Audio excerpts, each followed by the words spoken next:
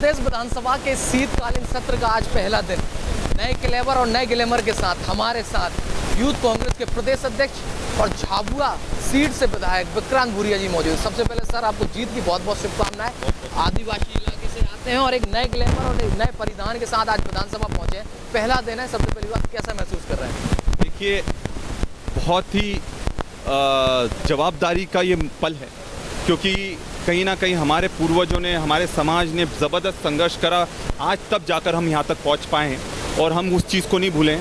और इसीलिए उनको सम्मान देने के लिए और उस संघर्ष को सम्मान देने के लिए कि हम वो संघर्ष को नहीं भूलें। जो लड़ाई जिस ताकत से हम ज़मीन पर लड़ रहे थे, सड़कों पर लड़ रहे थे, वो सदन में भी लड़ी जाएगी।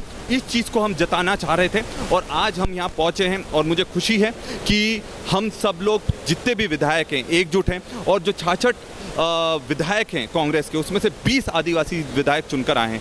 तो समाज का एक विशेष आशीर्वाद भी रहा है और उस आशीर्वाद को आगे ले जाते हुए उस संघर्ष को ज़बरदस्त तरीका पटल पर भी रखा जाएगा। झाबुआ की जनता ने आपको नुमाइंदा बनाया है, विधानसभा पहुंचाया है।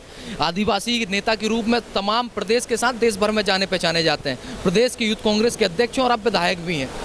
सड़कों से सदन तक की लड़ाई कैसी रहेगी और क्या तैयारियां हैं आगामी लोकसभा को चुनाव को लेकर? प्रदेश कांग्रेस के अध्यक्ष भी चेंज हो गए हैं, नेता प्रतिपक्ष भी आ गए हैं, उप नेता प्रतिपक्ष भी आ गए हैं। आपकी क्या जिम्मेदारी है, आपका क्या रोल रहेगा इसमें?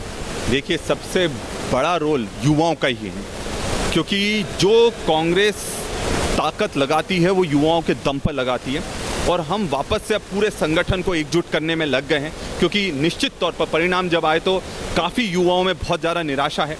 उनको वापस से पूरा चार्ज कर वापस से ज़मीन पर झुकने की तैयारी है।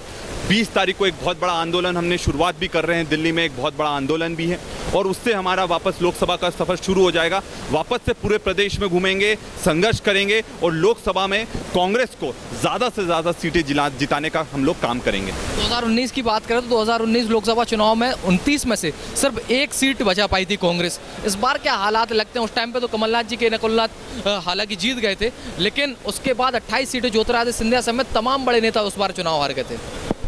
इस बार हम सीटें ज़्यादा जीतेंगे, क्योंकि भले ही मायूसी हो पर हम हिम्मत नहीं आ रहे हैं।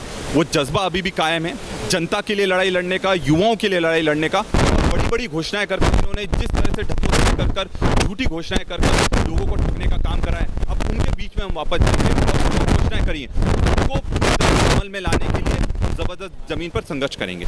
ये थे हमारे साथ झाबुआ से कांग्रेस विधायक और यूथ कांग्रेस के प्रदेश अध्यक्ष विक्रांत भूरिया, जिनका कहना है कि हालांकि 2019 में कहीं ना कहीं कमी रह गई थी, लेकिन झाबुआ की जनता ने मुझ पर विश्वास जताया है, तो लोकसभा समेत मैं विधानसभा में भी अपनी सीट और अपने प्रदेश और आदिवासियों के लिए लगातार आवाज़ उठाता रहूंगा। वीडियो जर्नलिस्ट इकबाल के साथ जीशान अली, दंगल टुडे, भोपाल।